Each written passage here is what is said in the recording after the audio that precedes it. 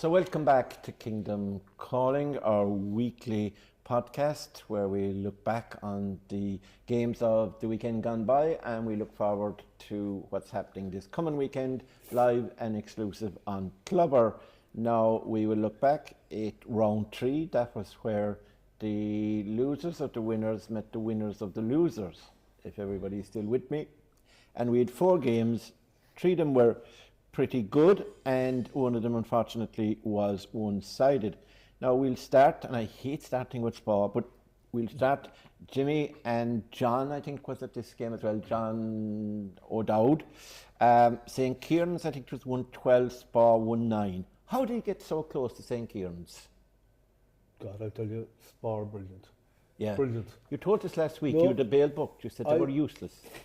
I'll be honest with you, I was delighted with the battle that Spa put up. They weren't very strong. They were genuinely down a lot of players, but they did step up to it. They hunted it. They gave them a great battle all the way through. St. Kieran's had enough in the tank to just get the last couple of points.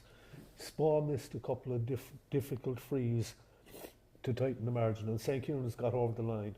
And I will say they fully deserved to. They should actually have been well ahead at half-time. Instead, the game was still very, very tight. Though I would consider it a very even battle all the way through. I gave man of the match to Sean O'Connell. I thought he dominated a good midfield. Did he play a scene with the Prairie? Great ball, he did, yeah. Yeah, he did. And Philip O'Connor picked off 4 good points. Now, Spa obviously had Paul Walsh picked out as the danger man and marked him very tightly. He got 1 point. I think it was just the 1 point that he got. He never got any space top of it. St. Kieran's were good.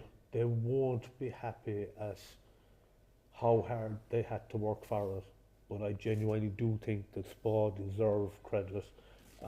Michael Foley, Owen Fitz, Evan Cronin as always. Young Luke O'Neill came off the bench and again was very, very impressive.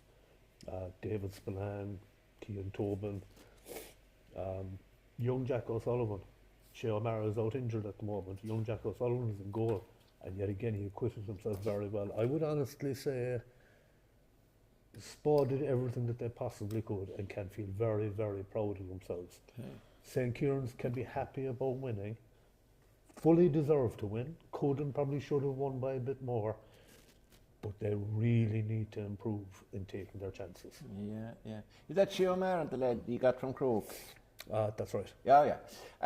John, moving swiftly on, you were there. Well, you said you were there. How did you see the game? Jimmy's making a good case for Spa, and I think in general, from what I hear, I wasn't at that game, I was on John Wooden Castle Island, but I think Spa did put up a good battle, and they rattled, we say, St. Kieran's cage. Oh, 100%. Like when you consider Spa were down some big players, obviously. You know, they were down Dara Moynihan, they were down Shane Cronin, they were down Ryan Carroll, they were down a few more players, Gary Vaughan, the McCarthy's. You know, they had some players back, they had some players injured, they had some players back from America, just weren't allowed to play, etc. They put up a fierce performance for the bones of 40 minutes, I would say, Spa. What they will be disappointed with is Isaac Brosnan was sent off in the 37th minute on a straight red card for St. Kieran's. So Spa had the extra man. The game was a draw at that stage, 1-7 apiece. Was that the moment that Spa could have kicked on and gone on to win the game? What happened then 12 minutes later, which was had a big bearing on it, was that Conor Stack, the wing back for Spa, picked up a black card. So he was off the pitch for 10 minutes. So instead of having that extra man, you know, maybe for the last 25 minutes or whatever, they only had it for 15. And the thing was for Spa, they didn't score in the last 22 minutes of the match. I felt that in the last quarter, lads were running on an empty tank, you know. The 2 cornerbacks were outstanding. Owen Fitzgerald, who took some massive hits during the game and got up and got on with it, and Eric O'Donoghue, they were fantastic. Evan Cronin, in the first half in particular, 4 points from play. And they really missed a young substitute, Luke O'Neill. He when he came on, he caused fierce problems for St. Kierans, but then went off injured after scoring a point. That was a big blow. St. Kierans, even talking to them afterwards, they weren't happy whatsoever with their performance. They know damn well that if they reproduce that, even if it wasn't against East Kerry, which obviously they'll have to produce an out of their skin display, we can discuss that later, but against pretty much anyone in the quarterfinals, if St. Kierans played the way they did last week, they wouldn't win. I think it's fair to say that take away the Cardle duo, the Sean O'Connell and the Philip O'Connor, if they didn't have them on Saturday, they could easily have lost. No, at the same time, would you agree with me? St. Kierans produced a couple of passages of play that were just phenomenal. You know, the kind of 5 quick passes, all of them exactly right, timed to perfection, to absolutely cut Spa open. And then they missed the finish of those a couple of times, or took a point where a goal was definitely on. But the football to create those was brilliant. It just wasn't constant. Yeah, they dug in resolutely as well, even after the red card that they got. The likes of young Cathal Brosnan is improving considerably as this championship goes on. Paul Walsh didn't have his best day at the office, but that's a lot of credit due to the Spa cornerbacks. Adam Barry still prompted and probed, did well, stuck his penalty well. But really, Philip O'Connor's, all his points were nearly majestic long-range points. Outside of the left boot scores, inspirational, while Sean O'Connell was simply fantastic. Sean O'Connell, as Clive will tell you, he went toe-to-toe and probably got the better of the battle with Joe O'Connor in the match between Kierans and St. Brendan's. He's playing as good. He's up there with the candidates, that we're looking at, Mark O'Shea, and we're looking at Cathal Ryan, and we're looking at what other midfielders are in contention in this championship. And Sean O'Connell has a physicality and a kind of he has no fear of reputations and who he's up against. Maybe that's the experience he's had in Tipperary as well as being a help to him, but he's playing great stuff at the moment. Clive, how would you read it? Yeah, it's a great credit to Spa.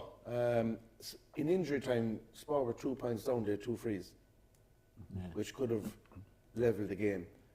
They missed a freeze, Kierans went down and got the 3rd point, but the players that they were missing, the Gary Vaughans, Liam Carney's, Shane Cronin, the McCarthy's, Ryan Carroll, Darren Moynihan, Keane Murphy, another strong forward. Yeah, good forward. For a club team to be sustaining those lasses, and it just, and O'Neill came on the level, he was fierce pacing, he caused real problems, and he's going to be one to watch. Hard to read from St. Kieran's point of view, because they should have got something out of the game at St. Brendan's the week before, and again, a red card, it was high, it gave the referee decision to make, and probably can have no complaints. It was a young player, Isaac Brasnan. If it got a yellow, it could have been a yellow, but there was a decision for the ref to make. It was kind of one of those. It was high, it was dangerous. A yellow would feel too soft, but a straight red felt a little too harsh. And but it didn't fit any kind of black card offence. No, it didn't. But it was Philip O'Connor, Sean O'Connell, Niall Reedy came in there the last day as well from Ballymac. 2 points from they got them over the line. It's just hard to read. I was expecting Kierans probably to win with a bit to spare, but maybe for their perspective, it's a good way to be going into this weekend with a lot to work. And they were down that man from when Isaac was sent off, and put some, as Jimmy said, put some good periods of play together, but never got away. Never got away. And Jimmy mentioned Jack O'Sullivan, the goalkeeper for Spa, but the Jack O'Sullivan from Brosna, who came on for St. Kieran's, he was a Kerry minor 2 or 3 years ago. He was fantastic when he came on. Really, really impressive. He's definitely in contention to start this weekend, because when they needed a player to step up, he was one of the players who stepped up when they were down to 14 men. Yeah. John, what would you think? I mean, coming from a district like Shannon Rangers, Kierans, although it's not a district, it's a collection of lads from different clubs. You'd think after their good performance against St. Brendan's that they might up it. I know there's very little time for a manager, for Stephen to do anything with them, but and John Dowling, but you'd imagine they should bring it on, particularly against a club team missing so many and who had kind of been struggling earlier, and your club championship wasn't brilliant, sure it wasn't. A win, a draw and a loss. Yeah, it wasn't brilliant. Yeah, he'd have drawn a lot. Rathmore were already qualified. Jimmy, I'd like to remind you, I deal in wins. John, what did you think? Which of your clubs came through in the senior club championship? Which of your many clubs? Well, there was a few. Aberdeen won the county championship anyway. We have to go through the list, I'd say, Jimmy, won't you? But actually, no, great credit to Spa. Great credit to Spa, Murt, in fairness. You know, the odds were stacked against them, you know, and they played really well. Showed great character, and you know, they went 20 odd minutes without scoring. You won't win a championship game. No. You know, that's the Achilles heel. On the other side, when the Kierans took them on and they created openings, they didn't finish. The sending off was no help either. But like to agree with the lads there, Sean O'Connell and Philip O'Connor were excellent, you know, and Jack coming on did very well. They'll have to improve, and they probably will improve. You know, it's always good when you win in a tough battle. There's only one. When you don't play at your potential, there's only one way to go, and they will improve, and they'll have to improve to contest with East Kerry. But you know, Spa will be quite happy with their county championship. Yeah. All the players they're missing, including the county man, Dara Moynihan, to put up that performance. William Harmon is a very good manager, along with Dan Murphy. The last three and they really respect him, I'd say. They do. Do you know, to be fair, the vibes I get is that they have great time for him.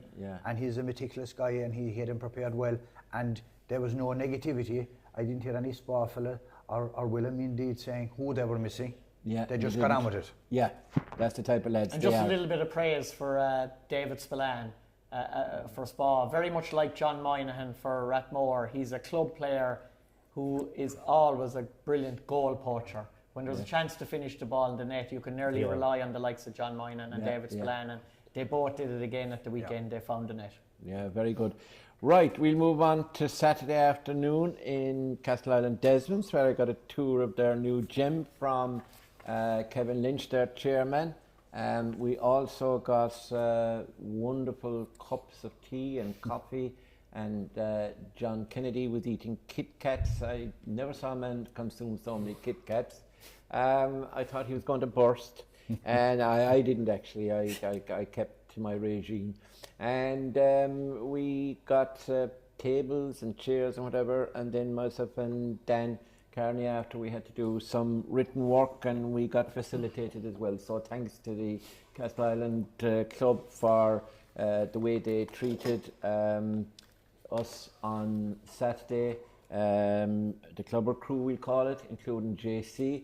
JC's main problem was not his cameras, was not the fact that he forgot his raincoat. It was the fact that he was planked right alongside it. They planked the PA system right alongside him, and it's that old style up on top of a van, and Pat Hartnett was operating that. So every time when he was announcing the teams, we were competing with him, John. But you spoke well. Nobody understood what you said, but you spoke well. John, I'm going to start with you this time. You were the quiet man today. Rathmore 3-14, I think it was, and Shannon Rangers 1-14. 3-12. Sorry, 3-12, yeah. Rathmore, impressive enough, to be fair to them. They as well, you know, that instant after 6 minutes, I think, kind of had everybody in the back foot. The excellent clash between Jack O'Sullivan, we mentioned, this is the third Jack O'Sullivan we mentioned, I think, today. Jack from Ballyduff and Cathal Ryan. And Cathal, and like, it was a frightening, sickening 6 minutes, I think, to delay head. And I think both of them, I was talking to one of the physios on the side after, and he said Cathal was gone off to A&E, and I'm sure Jack Sullivan came to out his mum, and he's Teddy's grandson, Teddy, who was on the county board for years, from Ballyduff. But I think that kind of upset the rhythm of the game or whatever. Huge blow for Rathmore. Both sides to lose their players, but Cathal Ryan is so important. But I thought they dealt with it well, Rathmore. Yeah, they did, Murt. And first of all, I suppose, to reiterate what you said about the club, the way the everything in place by Castle Island Desmonds, you know, the PA system was brilliant, because you go to a lot of venues and you don't know what the team is, even though there's programs there. But the changes, up to date, to be fair to them, you know. That's right. And the national anthem. Yeah, I saw you standing to attention. Yeah, everything was spot on, to be fair to them. Very well organised. But Rathmore point of view, that clash early on had a big bearing on it. It didn't the crowd. But Rathmore deserved to win. Yeah. But I'd say, looking at from a Shannon Rangers point of view, first of all, Yeah. they had 2 or 3 goal scoring chances. Didn't take them. No. Lot of panic around the goal mouth. I think Kevin Goulding was one, how it didn't end up in the net. That's right. You know, it was blocked by the keeper. The cornerback, I think, got handed. It was cleared. And the other was Sean Rain, high ball in. He came in and did well, though. Yeah, he did very well. Got the flick, you know. But the keeper did well. They were in control at Moore, and the Rangers came back again. And, you know, made a real game out of it. And then I think a great goal towards the end from Kieran Collins. Yes. He soloed right through the defence. It right. opened up, and he stuck a great goal. He did. You know, He's a good lad, a good footballer. player. Yeah. He's young. He's good. He's He young was and playing good. Connery about 2 years ago over in Corns. He nearly won it against Police CBS. Do you remember that day? There was a storm or something. I think they had leads in your pockets because you weren't trying to blow away. Go on. Sean Murphy, very impressive centre back. Yes. You know, he went up and kicked 2 great points. Paul Murphy had a huge game. He had. I thought his experience in the final 10 minutes were unreal. He's used to the ball. You could hear him. He was prompting, yeah. exactly. And Shane Ryan kicked some massive scores. John Moynihan again. You know, John Dowd mentioned him there a while ago. Mentioned the goal poachers. Yeah. He stuck a great goal. He did. You know, at the near side with the keeper. Yeah. And you know, he rounded Dara Slattery. Yeah, he did. Probably too easily. Owen Tidings came out, narrowed the angle, but he just got inside the post. He had another one off the angle of the crossbar on the post, which deceived everybody. Rathmore will be quite happy with it. You know, they had a What few about changes. an honourable mention? I thought Rob Stack was outstanding for Shannon Rangers. Rob Stack, I thought young Begrade did really well for the Rangers. David Mulville was outstanding from cornerback. Yeah. I thought Adam Segal, the move to midfield was very impressive. He was something else. He was a great support. He played minor lads with Kerry, didn't he? He did, yeah. He was a great support. Rob Stack showed like that. You know, he's there. We were talking about Cathal Ryan and we were talking about Mark O'Shea. Paul he's Murphy in the was on him mix for a bit there and the experience of Paul, but he showed the power, leadership as well. Yeah. And I thought Evan Boyle as well on the 40. Yes. You know, young Rochford got 3 points. Got 3 points. Outstanding as well. You know, but it shows the youth policy that Pat Driscoll went with is very impressive. It's paying dividends. They were hugely disappointed afterwards because Driscoll felt they could beat Rathmore. Yes. But they performed well. The big question now for Shannon Rangers, can they build on it? Exactly. Do you know? If Pat stays with them, I think he so. will. I think so. And I think if he, now having said that, Danny Ring came into goals, we'll talk about that in a minute, in the second half when Owen Tidings got injured. But and he wasn't even, he's a defender, he wasn't down because the regular keeper wasn't there and the reserve keeper wasn't there, and that's another story. But anyway, what I was trying to say to you is that if he can stay there and concentrate on the young fellas, and maybe bring on a few more of the younger brigade and get them committed to the cause. It's an awkward time of the year when it happens in September with the little races and everything on. And sometimes young fellas, you know, can lose the run of themselves. I don't know, did he him or not, but anyway.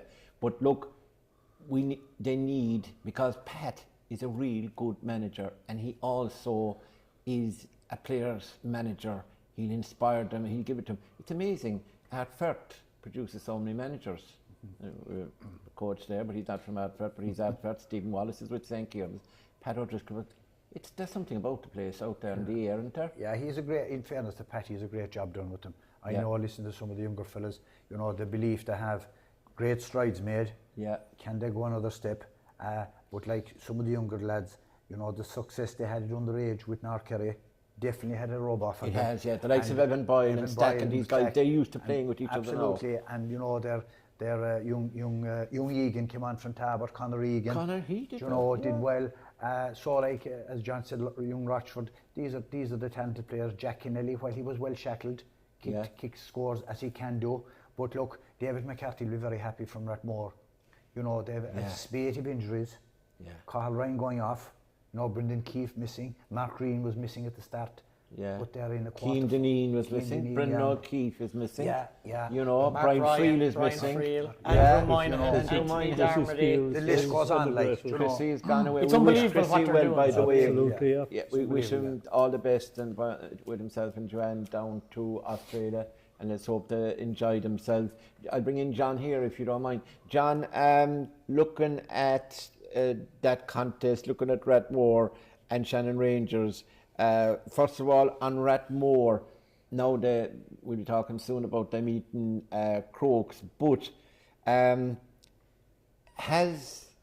will their injury list or their tally or their match unit, whatever they call their dressing rooms now, could that undo them eventually, no matter how hard they try? Oh yeah, 100%. Like, it's just like Clive read out the list of the Spa players that were missing, and that eventually had its say, and that's probably the reason why they fell off in the last 20 minutes or so against St. Kierans. They just didn't have the options available, and it's becoming close to that situation now for Rathmore. It is. You cannot lose players of the calibre that they have lost. Before this championship started, during this championship, pretty much every single game they've lost one or two players to injury. Like, it's just horrendous bad luck.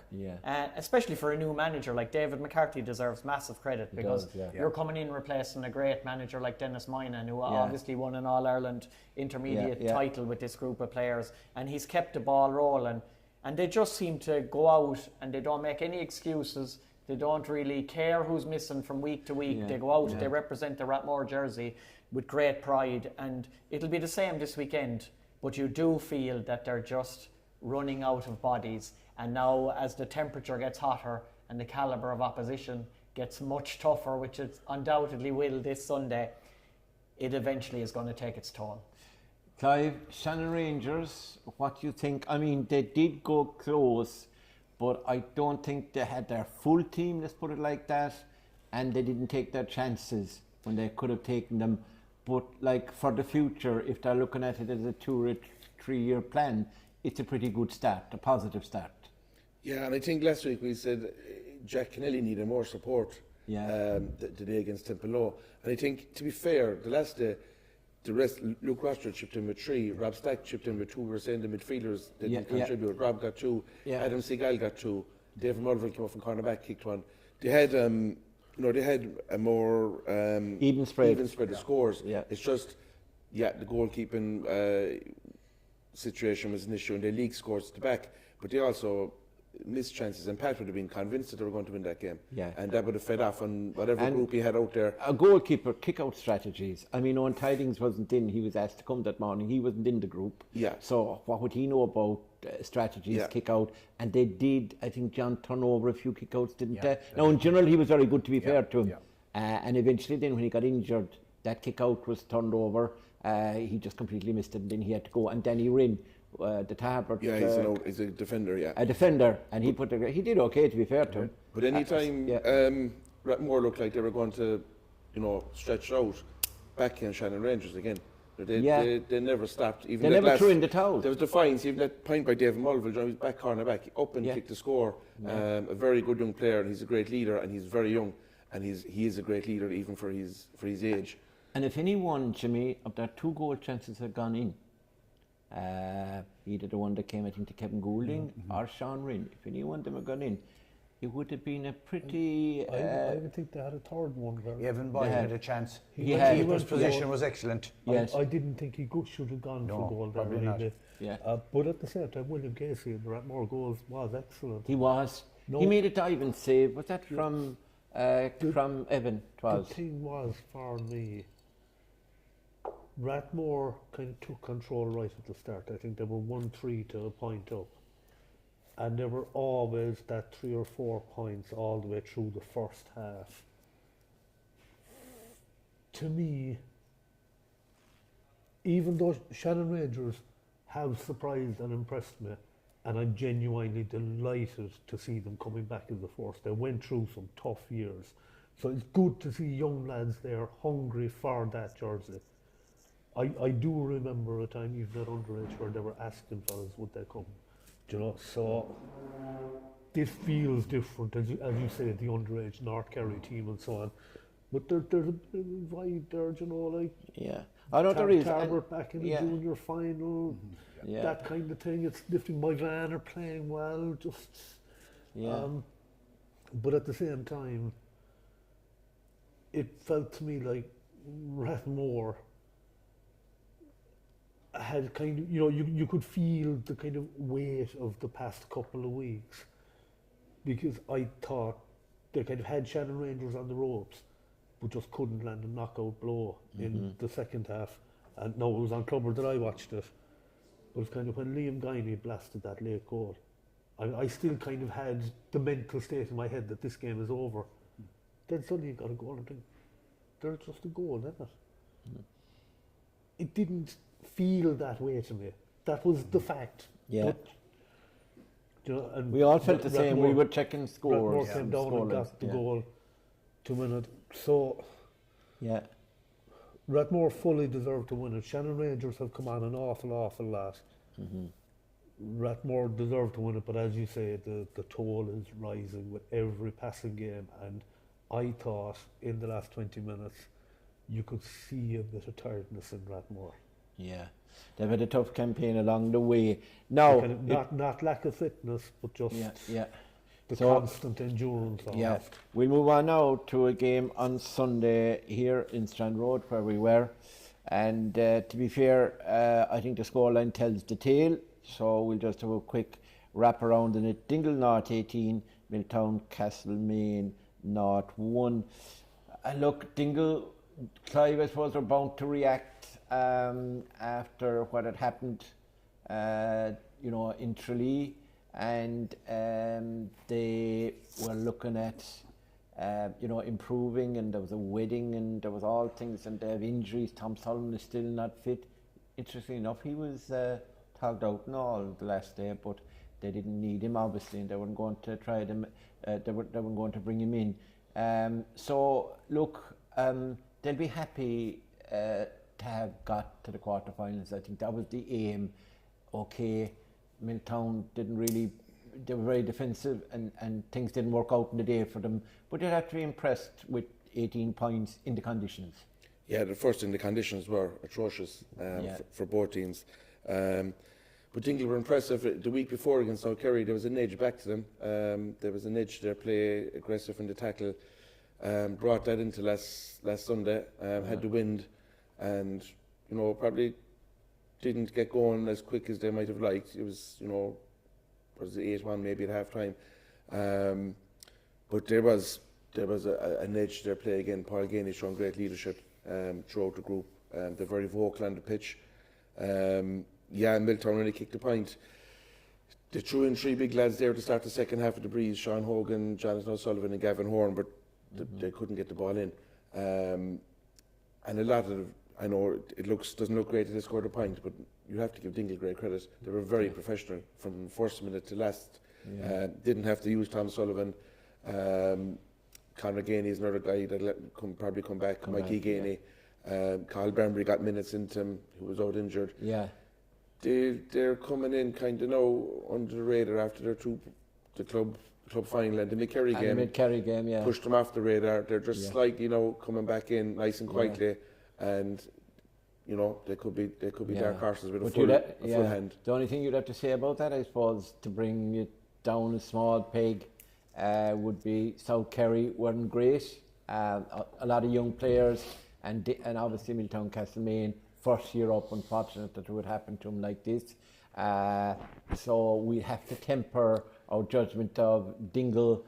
We'll know better after this weekend, obviously. Yeah, there's a bit of that, but they could only play what was in front of them. They got their own house in order after the 2 defeats, and they just seem to be back playing to the way they can play. And if they get their full hand out on the pitch, they're up there with what's left in the competition. I would also suggest probably Clive or John, I'll move to John there. I'd also suggest that, and we'll be talking about it, but just in general, a lot of people wanted to get Templenoe on the draw because they felt, they were a bit weaker than Crokes or East Kerry or St. Brendan's possibly, the winners, and that was the one that they wanted. Well, Dingle have got them, and if they can handle Templenoe, which won't be easy, they're in the semi-final. Certainly after leaving the Mid-Kerry game thinking that, God, what are we going to do? Look, they don't perform. So they're only one step away from being right in the mix. Things can change very quickly in this competition. We've seen it over the last couple of weeks for different teams. Some were on a high and ended up on lows. Some were on lows and are now riding the crest of a wave again. So, I agree with Clive. Like Paul Gainey's leadership throughout the club championship and throughout the county championship has been immense so far this season. Dylan Gainey is just getting better week by week. You know, like we've mentioned it before, he's going to be a serious contender for a starting place for Kerry next year. Like, and it's 7 weeks now since we were there in that Dingle Kenmare game, John, when Thomas Sullivan picked up that hamstring injury. And if he was tugged out last week and almost ready for action, you could easily see him called on this weekend, especially when Templenoe's biggest threat will be Killian Spillane. Dingle might well decide that this is the moment to bring Tom back from the injury. 7 weeks is generally a decent period of time to have recovered from a hamstring injury, and with the threat that Killian Spillane possesses, they will feel if they can nail Killian down, and potentially with Brian Crowley on the injured list after going off with the ankle problem 2 weeks ago, that'll be taking a huge sting out of the Templenoe forward line. Jimmy, a word for Milltown Castlemaine. They won the intermediate last year, so do you think, obviously, first senior... Once again, just down bodies. Very hard to keep going. I would like to mention Kieran O'Carroll. He was named 5, but he actually went back to pick up Barry Dan O'Sullivan at 14. And the game was not entertaining. I'm not going to pretend that it was. But that particular duel was absolutely fantastic. 2 good players fully contesting the ball. I would call it honours even, but I honestly felt like applauding both of them. Yeah. Paul Gainey. For me, Paul Gainey, Paddy Clifford, Tony Brosnan, they're the top 3 in Kerry domestic football at the moment. Huh? Paul Gainey, Paddy Clifford, Tony Brosnan.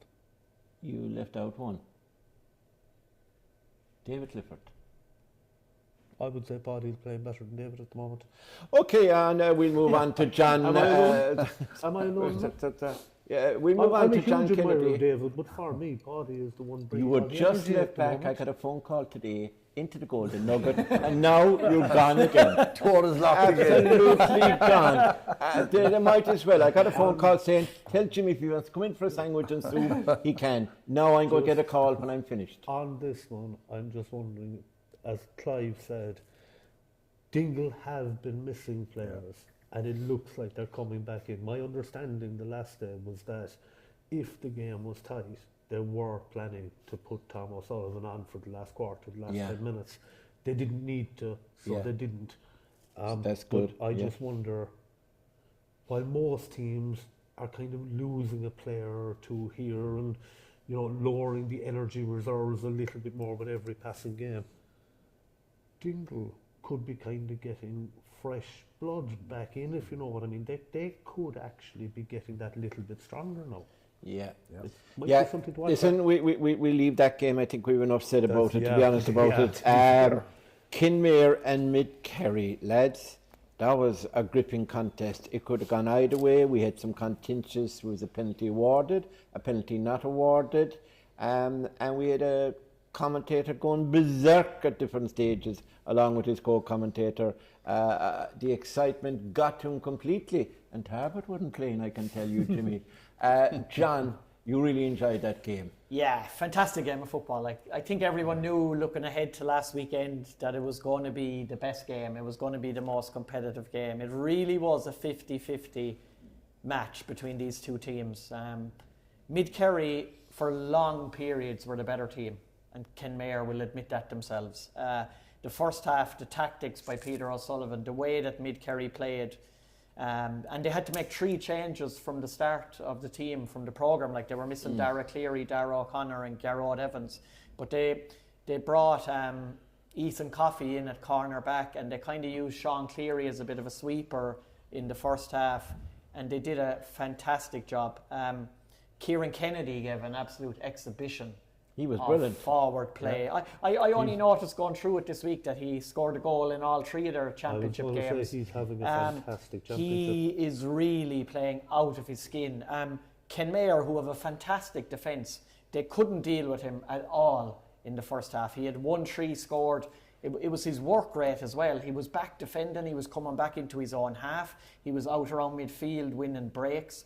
And in the second half, Mid Kerry also got off to a better start. Mike Brean kicked a point, and Kennedy nearly scored a second goal. Kieran Fitzgibbon actually made a vital save with his foot. We didn't actually think it was going to be so vital at the time. They went 5 points up, and then Kenmare came back.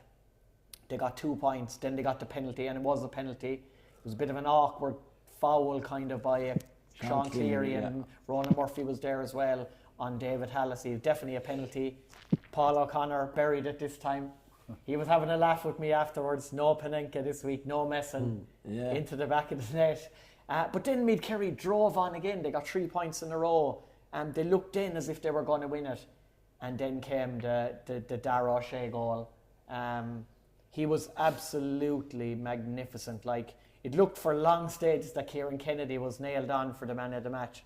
And then Dara O'Shea. It wasn't just a goal, albeit a brilliant finish off his weaker left foot, set up by his brother. But his man-marking performance on Keith Evans was absolutely fantastic. Like, he's been given that role over the last few weeks. Tony Brosnan for Dr. Crokes, Cormac Dillon in the Field Rangers match, and Keith Evans the last day. It's a real tough role, you know. A lot of backs have had to get used to that. You're always marking the best forward on the other team. Kept Keith Evans scoreless, got the goal himself, was inspirational up and down the field all day. They went 2 ahead then after that second goal. Great credit due to Jack O'Sullivan, who came off the bench. He was very good for Kenmare. And then came the penalty incident down the other end of the field. It was a magnificent move by Mid Kerry, absolutely fantastic. They carved open Kenmare. Sean O'Brien put Mike ball over the top. Yeah, Mike Breen was superb in the second half. Put him through the middle, rounded the keeper. There was definitely some contact from Kieran Fitzgibbon. Mike Breen went down. I don't blame the referee for not seeing it. I'm not exactly sure where his position was at the time, but it was such a fast move by Mid Kerry. But the 2 umpires definitely got a great view of it. They didn't make anything of it. They didn't call the referee in to even discuss it, so they obviously felt that it wasn't a penalty. But I think felt it was a penalty, did you? I think again, it's looking back on it so many times on the replay, it's very hard to know in that split second. There appeared to be definitely some contact. Yeah.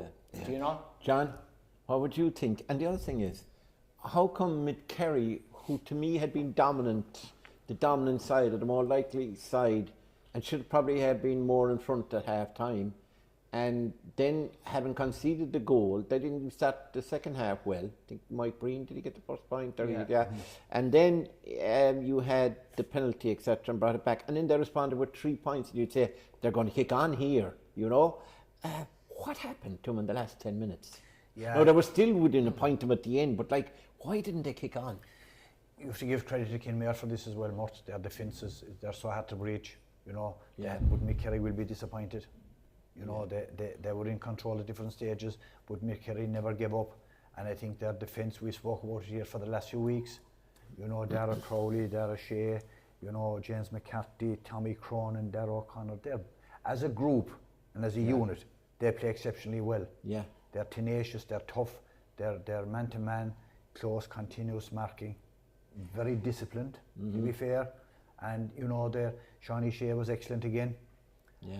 On a day when maybe Paul O'Connor and Stephen O'Brien hadn't their better days. Yeah. Do you know? But Kieran Fitzgibbon as well, you know, he's a very underrated keeper. Yeah. Did well.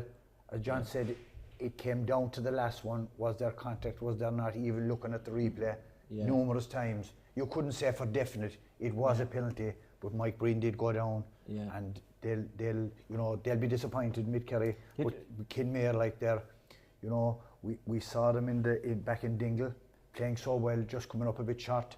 They did so well against the Crokes down in Father Breen Park a few weeks ago, and you know, came out of that with a lot of credit against the Crokes team that are one of the favourites. Clive, being a coach, do you think, even looking at Shawnee Shea's, I mean, when the ball went out to right hand side, Shawnee had come out towards the ball. We're talking about the goal at the end that his brother scored. And he signalled he wanted the ball in high. And then Nathan Breen, I think, had perfectly positioned himself to catch it probably. Sean O'Brien came in front of him, and there was another defender. There were 3 defenders. And defenders, and there was the fourth one looking at. And Sean O'Brien went up to catch it, but dropped it. And then, quick as a wink, your man had it. Shawnee got it. But you couldn't see from the angle, because he was turned, did he actually throw it like an out half, or did he pass it? No, he passed it. I think first of all, with Sean O'Shea, I think he had an unbelievable game. His leadership in the conditions, and it's not just the fancy, the kicking the scores. His work rate, and when they need an outlet to carry ball, he carries 50 or 60 yards. He won't waste it. He'll chase. It's a fantastic attitude in club games. No, I think his pass was fine, and he demanded a ball, kick it into me. I'll make something happen, and that ball came in, flicked it off to Dara, and a great finish.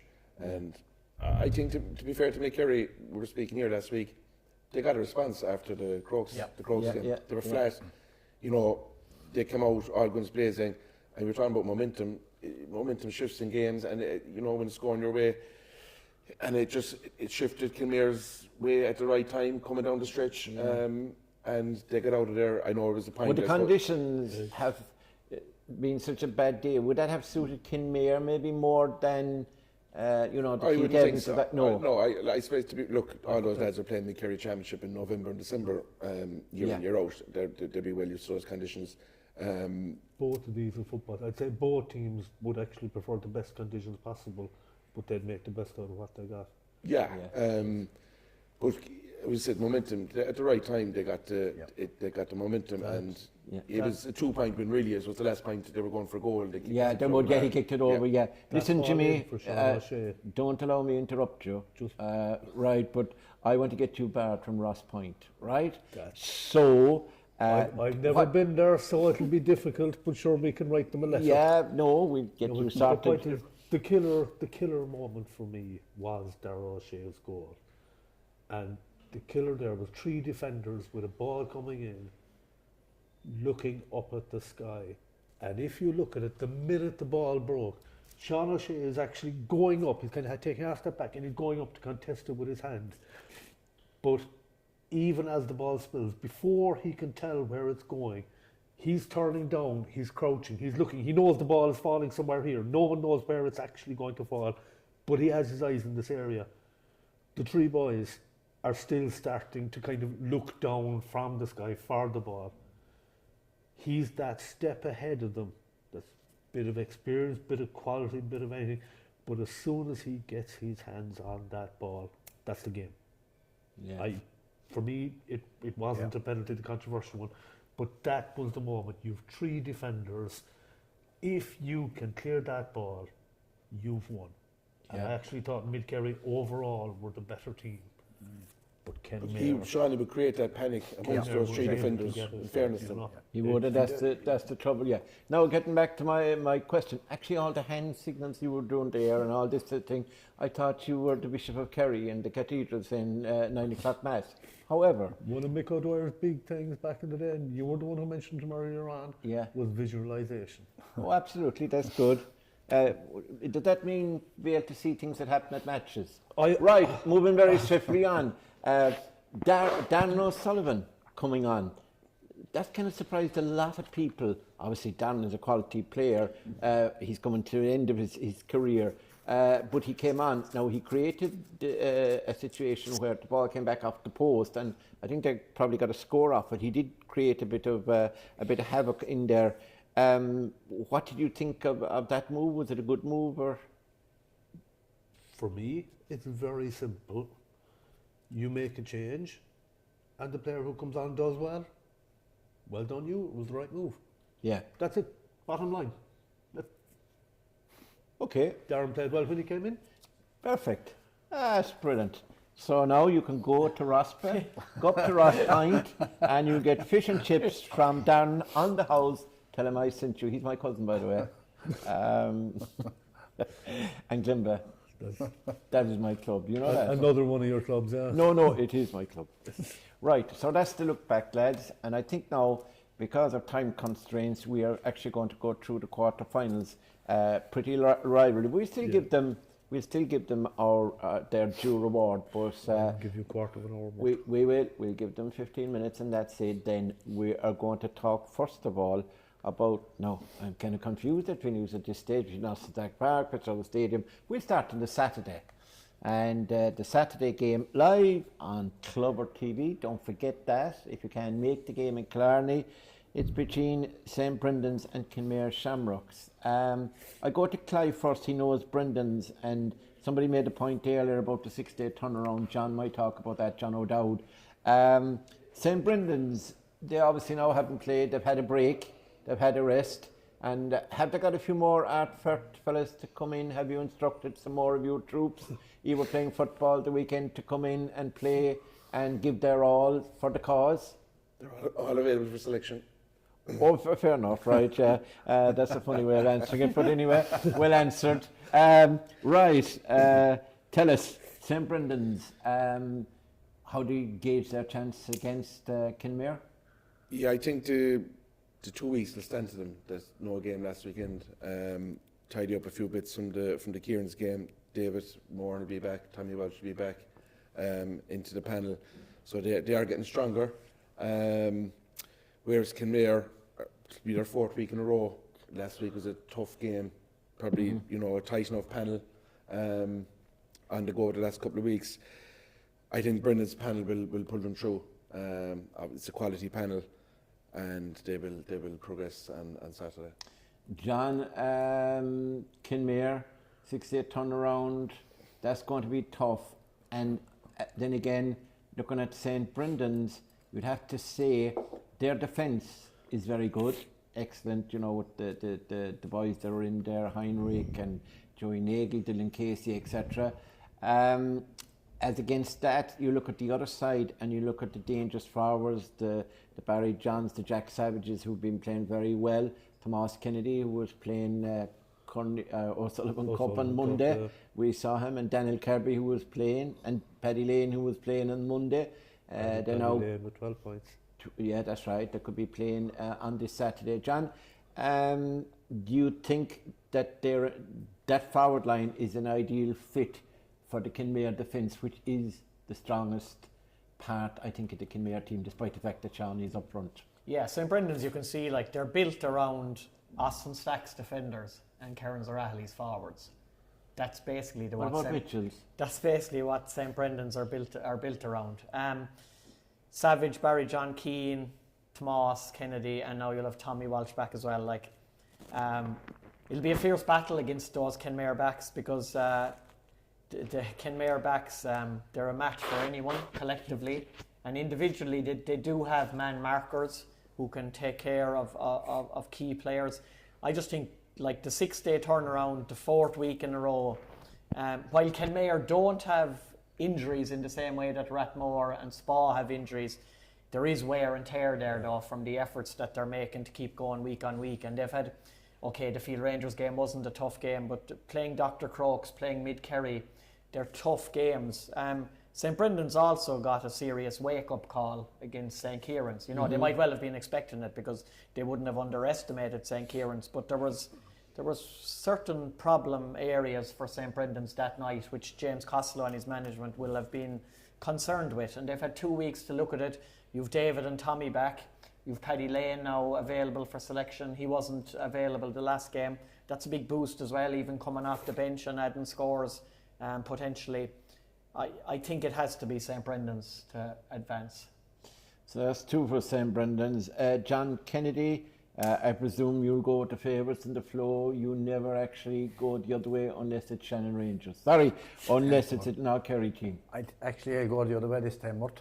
And you did on Monday night, so fair play. I think Kenmare, I think they have more momentum going with them. I agree with John, their defence is really tough. You look at who they've played Dingle, Crokes and Mid Kerry over the last number of weeks. Higher level, consistently. And I think the victory over Mid Kerry was a huge boost to them. They're carrying no injuries, and when you're on a run, that momentum that you get, the tiredness and stuff, it's forgotten about. Yeah. They have a very astute management team, and they'll be fresh and they'll be ready, and they'll see, the Brendans haven't really been firing. No. And the thing about St. Brendan's is, as well, in one way, the problem for James Costello and Pam McCarthy, etc., is the fact that the St. Brendan's side, they have kind of too many players. They have so much quality between Stacks and Ardfert and Kenzorales and Mitchells and St. Pat's and Churchill. Like, what you do, what's your best 15, as you say? Maybe that's the problem. What is the best 15? I could see, for example, Paddy Lane not starting. I could see him coming on. I could see him not starting on Saturday. Oh, quite possible. I mean, as John said, like it looks like kind of basically a Stacks defence, and the Rahilly's forwards. Jack Savage is playing some brilliant football. And the question you're asked in, if he can be curbed, or his scoring exploits can be curbed, you know, Thomas Kennedy is playing well. Yeah. But will they get enough of scores? We said it about Shannon Rangers last week. Will there be enough of scores? And as a collective, the way the Kenmare defence play, they have tremendous man markers. They can do a job. Yeah. Without upset, it's natural to them. Yes. Without upsetting their natural player. Absolutely. Yeah. They're decent around the middle. Yeah. Kevin Sullivan, you know, Hallisey coming out there winning. Yeah, he does. Yeah. And you'll be expecting. You'll be expecting more from Paul O'Connell and Stephen O'Brien from last week. Absolutely. I think they can improve. The thing with a lot of the Kenmare backs is the vast majority of them, they don't really care whether they're in the half back line or the full back line. And that's a great trait to have. They can move around. They can move around depending on the player that they're earmarked to pick up. Yeah, yeah. Listen, Jimmy, you'll probably go for a draw here. St. Brendan's and Kenmare. Quick and simple. While Kenmare did play very well and dig it out themselves, I did think they got a bit of luck to get past Mid-Kerry. They're coming up against a much stronger force, in my opinion. I know St. Brendan's haven't hit full gear yet, but they've shown enough to make me think that they'll come through this one. So I'll be going for St. Brendan's. That's as quick as you've ever been. Are you a farm man since you started doing the papal signals? Yeah. Okay, so St. Brendan's for 3 of the panel, and Kenmare is for John Kennedy. Now we'll move on to the game in Tralee, I suppose, and then we'll do the doubleheader. The game in Tralee on Sunday. It's not the ladies' game now, John. The game in Tralee, East Kerry are going to be up against St. Kierans. Now, on all known form, and based on what you were talking about, the way St. Kierans played last weekend, surely this is a penalty kick for East Kerry. Taken probably by David Clifford, the man who Jimmy doesn't rate as one of the best forwards in the county. But go ahead. East Kerry will win, Murt, I think. You know, Kierans will improve from last week, and they will be competitive. But East Kerry have too much. They hold the aces. Yeah. You know, they have power, and they have in every line of the field. Similar to St. Brendan's, you know, an embarrassment of riches in a way. Yeah. So many options. Would you split them in 2? I wouldn't. No. Because that can evolve. Like we've seen it over the years. Different teams, you know, you'll get your run and you take it, and time goes on. That team will move on too. But I think East Kerry, they're favourites for the championship, and they'll justify that on Sunday, and they'll beat Kierans. John O'Dowd, you're a man that always you have that inkling or that liking for the boys out around Brosnan, Cordell and Castleisland and Ballymac and those places. So you must fancy Kierans here, do you? No. I do think St. Kierans will be a lot better than they were last week. Stephen Wallace and his management team will ensure of that. But yeah, like John says, I think East Kerry might decide to produce a statement performance this weekend. They basically went through the motions against Milltown Castlemaine in the last game, you know. I think this will be more like the second half that they produced against Rathmore. I think they'll go for the juggler here if they get chances to go for goal with the Cliffords, with Luke Crowley, Emmett O'Shea. Rory Murphy's back in the mix now. O'Dowd and Sullivan didn't play the last day. He's probably available. We're not sure what the story is with Dara Roach. There's still doubts about them at the back, really. Yeah, so they maybe St. Kierans will be able to test out that East Kerry defence. But around the middle, I think even with the way Sean O'Connell is playing, that's going to be a fierce battle between the likes of Sean O'Connell going up against the Dara Lyons and the Ronan Buckleys. And, you know, that's going to be really fascinating to see how that goes. But, no, I don't have any doubts there. I fancy East Kerry to win. To be the devil's advocate, Clive, I'll put it to you that East Kerry full back line didn't cover themselves in glory, didn't have the best of games against Milltown. Jonathan O'Sullivan got a lot of change out of Dan O'Brien, which is very strange because I rate Dan very highly. In fact, I was wondering why he wasn't being, no, he was away I think as well, and he was in, why he was being added to the Kerry senior squad, you know, I rate him that highly.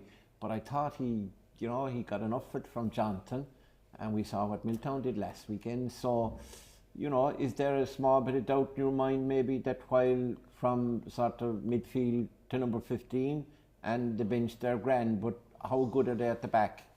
With the exception of Paddy, of course, one of the best footballers in Kerry County, Jimmy. These teams met at the same stage last year. There was 19 points of a difference. You have a great memory. Have St. Kierans closed the gap in 12 months to cover 19 points? I don't think they have.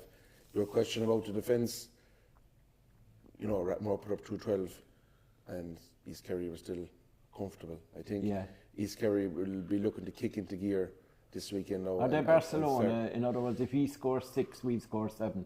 They'll outscore everybody. They just have talent. They score in talent. No, I'm sure Stephen Wallace will have a plan, and it won't be, you know, I'd say 19 points last year. That it won't be. It possibly won't be a pretty game. I probably imagine he's going to have a +1 or +2 back behind. He will have earmarked players for certain players and a system that's going to make this a contest. I just still think that East Kerry will have enough. They're just laden with talent and natural forwards. I don't think it's a deliberate strategy to say you score whatever and we'll score more. I just think that's just the way they play. They're natural footballers. And they have a straight red as well, haven't they, Kierans? They have a guy missing. Isaac Boston, a young player. He's just out of minor. He got the red last week, so he'll be missing. Probably. Well, he's entitled to appeal. Absolutely, yeah. I mean, Tommy Cronin was missing a couple of weeks by us, or last week by us, and he turned up playing because he won his appeal. Yeah, absolutely, and he may appeal it, and he may be successful. But I just don't think Kierans will have enough, because East Kerry will score big, and I don't think St. Kierans will. And by the way, in Tommy Cronin incident, the traffic warden was also innocent, and he didn't get a red card, just in case anybody reported on that. Jimmy. But that St. Kierans will be, they will be set up well, and it's, you know, it could be interesting, but East Kerry just have scoring power. Interesting, yeah, that's it. So another man for East Kerry. Listen, a man who comes from the home of East Kerry, you're right in the middle of it in Spa. Are you jealous of your neighbours? I've got enormous time for Stephen Wallace. Always got on well with him. But if he could actually pull off a victory here, he may as well bring a loaf of bread and 2 tins of sardines and feed the entire audience, because it's going to take that kind of miracle. What about changing the water? It's nothing against St. Kierans, but look what they're bread and sardines. It ain't happening now. Bread and sardines. Why didn't you try the water into wine? Most of the crowd over that direction drink a load of wine, I heard. With East Kerry and St. Kierans, jeez, can you imagine going to a house party with the pair of them together? Jesus. I know, yeah, it'd be mad, wouldn't it? Yeah. No, Paddy Clifford conducting the orchestra. I'll be honest with you. I think, if you like, it's not separating the wheat from the chaff, because there is no chaff left. It's very hard to get to a quarter final. But for me, for all 4 games this weekend, there kind of is a clear hierarchy. And surprisingly enough, now there's one of them that we'll be talking about. 3 of the teams that advanced straight to the quarterfinals. I think all of us, before a ball was thrown in the championship at all, predicted that those 3 teams would be there. Yeah. You know?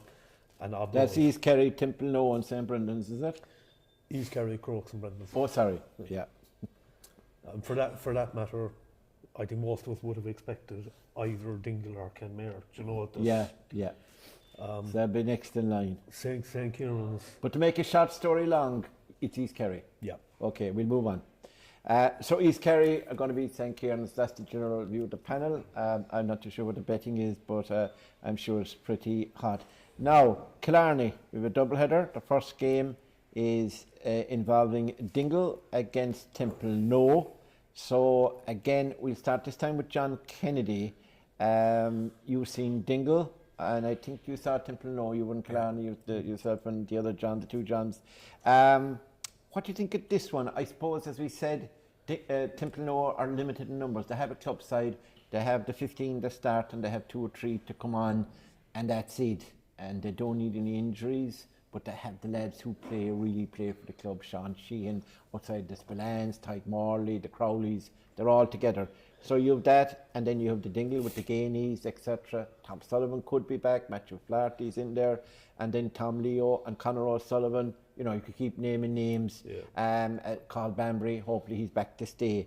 Dingle and Templenoe, this is a kind of a... Would this be a better game? We won't go into too much detail because, again, we're running short in time. We have exactly 3 minutes, which will probably turn out to be 5 minutes or 10 minutes. Would a Templenoe Dingle game be better in, say, Killorgan or somewhere than in the stadium? Yeah, question mark. It has been said, all right, Murt, about playing it at smaller venues. Yeah. More compact, better atmosphere. Yes. You know, but maybe when you come to this stage of the competition, maybe teams want to go into the bigger stadiums. But Or loose road, it would be good for this one. It's a debate that's going to go on, being honest, you know. And it remains to be seen what kind of crowds we'll get at the weekend. Yes. But on the game, I think maybe a few weeks ago we might have questioned Dingle. Yeah. Not going that well. Yeah. Number of injuries, and maybe outside things coming into weddings and stuff being talked about, whereas outside of the camp, but they certainly have rallied well. And you know, as being said earlier on, Paul Gainey is in the form of his footballing career, being honest. And guys like Billy Connor and, you know, Tom Leo, they're coming up to the mark. They're really, when they had to, they were stretched. Tyke de Bruin played well the last Tyke de Bruin, they were stretched. The Gainies are always going to be a potential scoring up front, and they're going to be difficult to hold. Templenoe have done really well. Would they put Barry Dan at full forward again? Or it's an option. Yeah. We spoke earlier on about Shawnee Shea and the ball in from Darrell O'Connor. But if Conor Gainey is fit, they won't. Sometimes route one, you know, you can have all the tactics in the world. Depending on weather, Shawnee Shea put up his hand, he wanted the ball in the last day, ball went in, a long ball, and they got a goal from it. A goal, So maybe that's what they're thinking, Padraig Cork and the lads. You know, it's another option. I was actually in the box with Tommy Griffin the day they got beaten by, with Kerry beat them, was it? Or in the championship. They got 3 goals in the first half. They got 3 goals, and then they still lost to Mid Kerry. And Tommy Griffin and Jim Garvey, who was one of the sponsors, obviously the sponsor of that's the Garvey and Garvey SuperValu. But they were really upset at the way the lads were playing, and they really went away from that. I felt from talking briefly to them. I mean, they wouldn't tell me any inside line or inside tactics, but I took it from, they were quite calm about everything, but I felt like they needed movement and they needed fellas to work harder, etc. You know, and they got that against South Kerry, and then they got it in spades last weekend. So maybe, as you say, they've hit the jackpot here, and there could be a team to watch. I think they have, and the fact that Tom Sullivan, they didn't use him, ready to use, will possibly be used at the weekend if needed. That's a huge boost again. So I fancy Dingle. You fancy Dingle. Yeah. Right, John. The other John, not too elaborate, but at the same time, say what you have to say. What do you think of this game? Yeah, I think this could be one of the closest games of the weekend. I think they played last year. I can't actually remember off the top of my head now. The quarter final? Yeah. I'm trying to remember. 8 points between them. 8.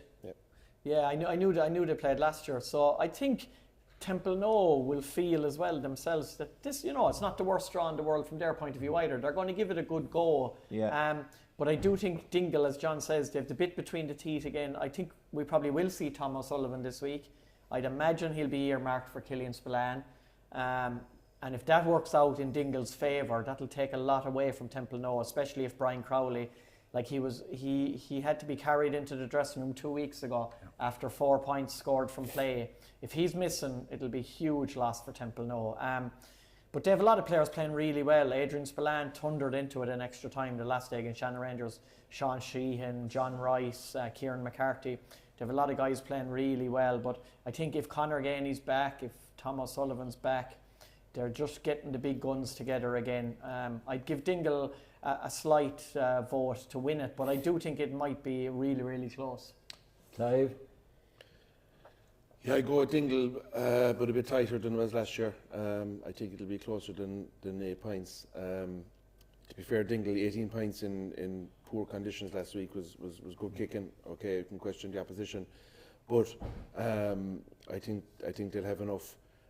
Tom O'Sullivan, I'm not sure they put him back in Killian if Tom isn't really right. Yeah. I don't think they'll put him back in Killian. They could play him up front as well. They could play him well. They might use him, but you want to be really 100% fit to be going towards turn and twist with him. Yeah. Jimmy. I wouldn't actually put Tom on Killian's plan if he's just coming back from injury, for the simple reason that Dingle's full back line has been absolutely outstanding for me. Sean O'Dowd is excellent. Conor O'Sullivan, Micheál Flannery started for his brother instead of his brother the last day. Conor had been having an awesome game. Micheál did just as well. For me, I think with Dingle, we're so used to talking about their brilliant attacking flair. You mentioned their work rate, their tackling, their press. For me, is as good as any team out there is putting on. No, fair enough, South Kerry and Miltown Castlemaine respectfully wouldn't have been the strongest of oppositions. But Templenoe struggled quite a bit to get over the line against Field Rangers and then Shannon Rangers. So I still wouldn't be putting them on a par. I mean, right, Dingle might not have met quite the same calibre, but they absolutely blew them away. I'll stick my neck out a bit. There are a couple of players from Templenoe that, while they're playing all right, you should be scoring more than that, lads. You should actually be putting more on the scoreboard. For me, they're more dependent on Killian for scores than ever. 8 points was the margin last year. Yeah, I'll go with the same margin. And so you're sticking your neck out to go the same margin as Dingle, who want favourites to win it. 3 of the pundits have given it already. I expected to say... Three of the pundits have said it's going to be tight. No, you stick your neck out to tip up a team. I thought you were going to say Templenoe are going to surprise them here. From Templenoe now as well. So now you can go to Spillane. That's another club and another pub gone. Do you understand? We've given the impression that you're an awful drinker. I want to emphasise, folks, that alcohol is not good for Jimmy. Just to make a point, by the way, and this is absolutely true, every team out there loves being the underdog. And to be honest with you, if reports come back to me that Templenoe are in the dressing room going, do you remember now what Jimmy Darcy said? Let's shove his words down his throat. I would be thrilled. Would you? It will possibly be the greatest moment of my life. Well, nobody has ever paid attention to me in a football context before. They have. Sport too. You're apparently the sport tactician. That's why they haven't won a trophy in the last 20 years. But anyway, I know they have. I go with Dingle. You go with Dingle. Right, the final one. And this one, I think, look, I love Rathmore actually, but I think they have too many injuries. They've had too many tough games, and unless Cathal Ryan starts, hopefully he will, but unless he starts, if Cathal Ryan doesn't start, and you've got Mark O'Shea and Cathal, or your man Keating, what's his first name again?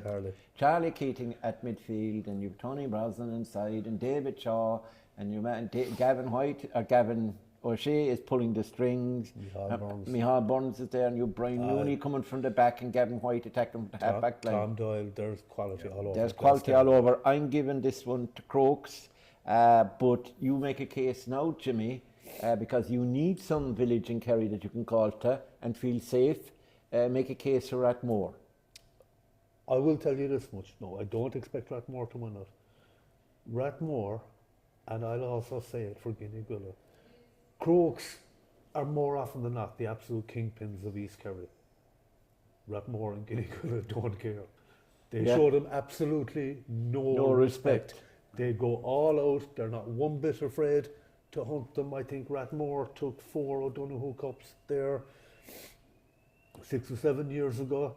So, I mean, I still expect Crokes to win it.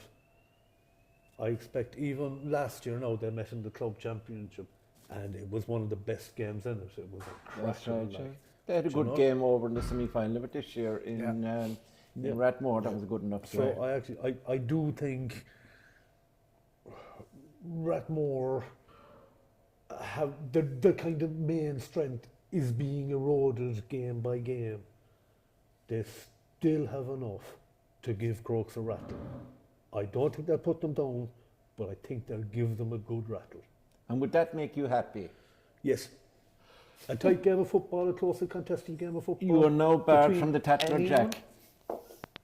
You know that? You can't go in there. And Jaxies. And Jaxies and the Tatler. You're not allowed there. John Kennedy, restore some order to this panel, please. Dr. Crokes and Rathmore. Dr. Crokes, I'd have to say Dr. Crokes, Rathmore will be competitive, you know, in spite of the injuries that we've already said, but Crokes have, in every line of the field, you know, that mix that we spoke about in the last couple of weeks of the youth and experience, the foreign players, you know, the potential of scoring up front, and you know, in every line they have match winners and they have leaders, and they're probably led by the best coach in Kerry, like, so I've no doubt it'll be Dr. Crokes, but they'll get a battle from Rathmore. They'll get a battle. But Crokes will win. The other John O'Dowd, Crokes and Rathmore. Yeah, I'd love to see Rathmore throw in a couple of high bombs in top of Shane Ryan now during the game on Sunday, just to see how the Dr. Crokes full backline cope with a bit of an aerial bombardment at times, because, you know, there might be little questions there, like there might be an avenue there for Rathmore to cause a few problems, but like everyone is saying, they're just going to be missing too many bodies.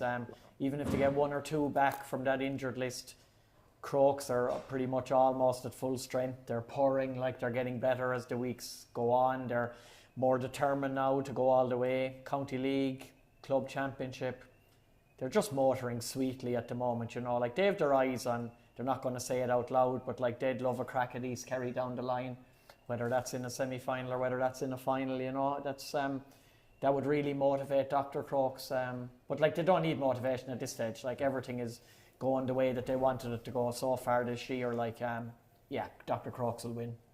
Clive? Yeah, in the words, Crokes. Crokes, yeah, we don't have to delay in that one. So based on the squad, or the panel here, it looks like St. Brendan's are going to reach the semi-finals. There is just one exception to all our predictions. John Kennedy thinks Kenmare could cause a surprise. So in majority rules, this is not a democracy, but still majority rules. St. Brendan's, East Kerry, Dingle and Dr. Crokes are the four that are favoured here by the panel. If there's an upset, John Kennedy thinks it's going to be in the St. Brendan's Kenmare game, and that a few people think that maybe the Dingle Templenoe game would be a lot closer than we think, except Jimmy, who thinks it'll be the same, and Clive, in one word, said Dr. Crokes, and when Clive says one, well, it's two words, said Dr. Crokes, we know it's going to be Crokes probably. But Rathmore, I better be very careful. I think is that the one I'm commentating on, is it? On Clubber. I'm not too sure what I'm even doing now on Sunday or Saturday or tomorrow. Anyway, that's our look back and our look forward, folks, at the Garveys SuperValu County Championship Senior Football Quarterfinals. On Sunday evening, we will know who are the last four, and in the following week we have the semi-finals, then there's a break, and the final is on the bank holiday weekend, 27-28 of October, that region. So in the space of 3 weeks, lads, it's going to be all over. It's amazing how quickly time flies when you're enjoying yourself. So I hope that you enjoyed this discussion, and as I said, the predictions of the boys. All I'll say is, if you back their predictions and have a tenner on it, you'll probably make about €2. But other than that, so because they have tipped the favourites, but look, they are giving their assessment on what they've seen so far, and sure we can ask for no more. So that's it for this week. I'd like to thank the panel. Jimmy, as always, it's been a pleasure having you, and you're getting good. You only interrupted 6 times this week, as opposed to 24 last week. John Kennedy, thank you very much for making time for us and coming to the right venue, having gone to the wrong venue at the start, proving that you can't read a WhatsApp message. John O'Dowd, thank you for your incisive analysis and a cup of coffee that you didn't buy me. Clive, as always, you are really the voice and the intelligent one on this panel, but you're playing, you have what I say, an ace up your sleeve. We'll reveal that in the weeks ahead. Also to JC O'Shea, who is our producer, our cameraman, our everything, and he keeps us in check. He tries, and every week he fails. So to JC, and this will be up on YouTube sometime tonight if JC gets home, and we have, of course, the early discussion on the ladies and our little assessment and tribute to the 2 lads who have stepped down as managers, joint managers of the Kerry ladies team. That's Darrell Long and Declan Quill of this parish, of course. Thanks as well to Kierans O'Reilly's, Danny Lean, and Kierans O'Reilly's here at the bistro for giving it to us again. So from Murt Murphy, it's goodbye from now, and remember, all the games are live and exclusive on Clubber this weekend, starting on Saturday afternoon, and then there's 3 games on Sunday, 2 from Killarney and 1 from